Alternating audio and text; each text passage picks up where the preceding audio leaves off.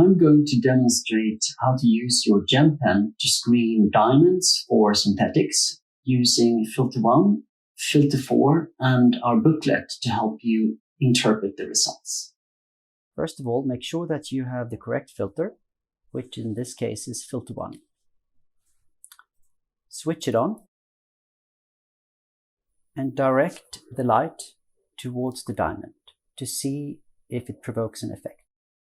The first diamond fluoresces very clearly in blue, and it also phosphoresces. The second diamond also fluoresces and phosphoresces. The third diamond fluoresces in blue-purplish, but no phosphorescence. And the fourth diamond is inert. So now we have to check to see if any of these diamonds are naturally fluorescing diamonds. To do this, you need to switch the filter to filter number 4. The third diamond fluoresces also using filter 4.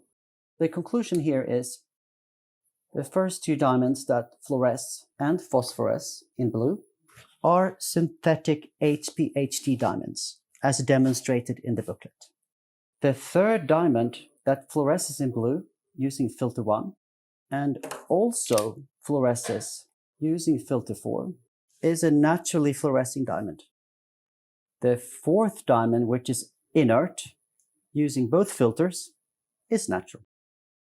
You can also screen set diamonds in jewelry and rough diamonds the same way.